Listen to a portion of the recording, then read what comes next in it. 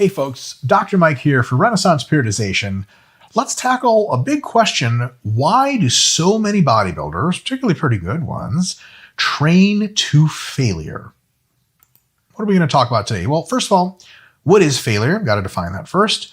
Who trains to failure? Why they train to failure? What are the benefits of training to failure, to the extent that there are any?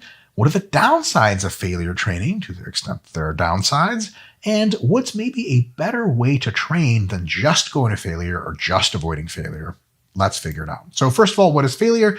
In the best sense of a charitable understanding, and your technique is still ideal. You're not like stopping, like you should have stopped here, but you started jostling your hips a bit, and then who knows if it's failure or not. This is called technical failure. It's when your technique breaks down. You cannot do another rep with good technique. And it's not psycho whole body failure we're talking about. So when we talk about failure for the rest of this video, we're talking about technical failure, the best kind of failure that's the safest and makes the most sense, so on and so forth. Tons of jacked guys train to failure. Tons of jacked girls too. Even a lot of pro bodybuilders train to failure, or at least claim that they train to failure. But we find out that when people say train to failure, they can mean a variety of different things. Some claim to train every set to failure. Every working set's failure, and some actually do that.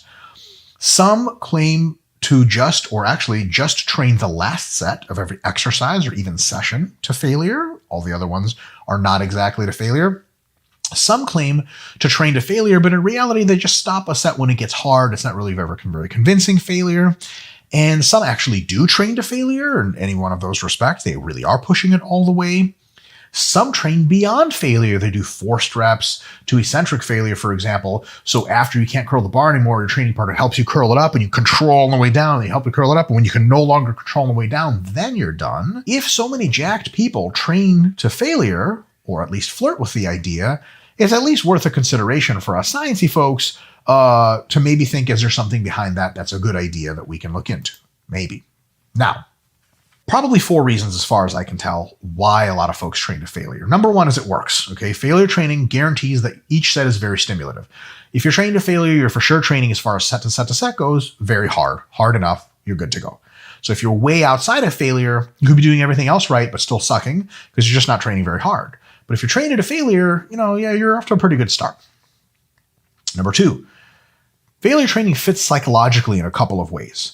Super high testosterone males who predominate the lifting culture and who everyone looks up to, they love to go all out, right? That's just a part of what being male and being juiced up is all about. I don't mean juiced up steroids wise, just having lots of natural high test.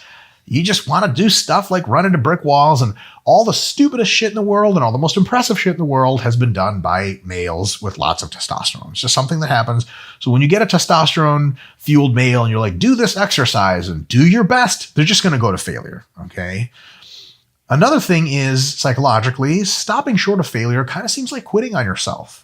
All right, so if someone says like, okay, 2 reps in reserve is good enough, it doesn't really feel good enough. It doesn't feel good unless you've done it all. And to that end, there's something cathartic, something therapeutic about really giving it your all and going through crazy amount of pain and not your brain stopping you, but your body being like, I can't take this anymore. That's kind of like a man versus nature kind of victory there. And it feels good, right? In that sort of milieu, there's a cultural reinforcement there. And that's point number 3.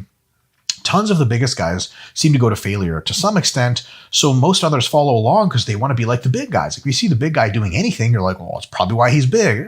Never mind the fact that how many years they spent training, what their genetics are, and if they're using drugs is really their 3 biggest. But all the details do matter to some extent. And it is worth looking at bigger guys and be like, what are they doing?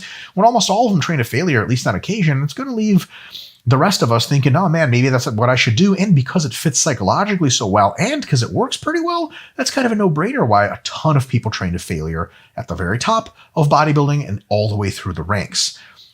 Lastly, and then another thing on cultural reinforcement, because it's tough and because it's a challenge, any reason that you give yourself or other people, especially for not training to failure, makes you suspected for being a wuss. You say, well, on a technical level, failure training might not increase hypertrophy as much. People just shut up. You're just trying to run away from hard work. And I totally appreciate that view because some of those people really are trying to run away from hard work. So if you're trained to failure, there's no questions about your manliness. There's no question about your commitment. It's got all these other benefits. You're off to a real good start. And lastly, it's fucking simple. Okay. There's no need to estimate effort. There's no planning 3 RIR, 2 RIR. What the hell is even the difference between those two? You just give it your all, let the chips fall where they may. It's great, all right? It has really, really good benefits, right? And that's a lot of the reason why people train to failure. Because it works psychologically, it fits, especially the demographic that mostly does it. There's a big cultural reinforcement of, if you're really serious, you're going to train to failure. And it's super simple, so a lot of people just do that, right? Now, some of those things are definite benefits. So let's talk about the distinct benefits of failure training. It does have distinct benefits. Number one, it guarantees that each set doesn't leave gains on the table, okay? You're definitely going to exert yourself to a maximum extent. Even if you're feeling down, reaching failure is everything. You're not going to give up. So for example, if you're saying, I need 3 reps in reserve today, but you're feeling kind of like crap, that might really be 6 reps in reserve. But if you need to go to failure, even if you feel like crap, maybe that's 3 reps in reserve in reality, but that's already really close to failure and gets you all the benefits. So it's a really, really great sort of bottom mark for working really hard. Number 2, it standardizes the stimulus and fatigue magnitude. When each set is to failure, 3 sets equals 3 sets of stimulus and 3 sets of fatigue, so you can scale them. And if you take away a set, or if you add a set, you know how much stimulus and fatigue you're altering. So for example, if last week you did 10 sets and they were all to failure, really, really good benefit. Next, another great benefit allows really easy progress tracking. Okay, if you did 10 reps of 200 pounds last month to failure, in very advanced folks, hypothetically, training to failure may eke out some small gains that short of failure training just can't do by providing a really superlative stimulus, like the real exclamation mark. Maybe. Certainly worth a consideration, right? Especially worth a consideration because a lot of the failure training proponents are very, very elite bodybuilders that may no longer be growing well from anything but their absolute best effort. Something to think about. Now, downsides of failure training. There are a few. Number 1, the research just hasn't been kind to it. It's been tested a lot now. They've basically found that in beginners, 3 reps in reserve training is essentially equivalent in hypertrophy to going to failure. Oh boy. Same idea is if you look at studies only in intermediates, truly 3 RIR and 1 RIR doesn't seem to make a difference in intermediates. So it looks like failure just really isn't needed for anyone but maybe the advanced. Number 2, the stimulus to fatigue ratio of failure training is not ideal. Okay, failure training stimulates as much, maybe let's say even a little bit more growth than near failure training that's not all the way to failure.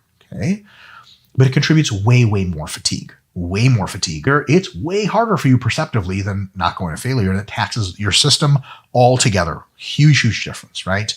So 2 sets at 2 reps in reserve, 2 whole sets, might cause the same fatigue as just 1 set of true failure as far as systemic fatigue is concerned.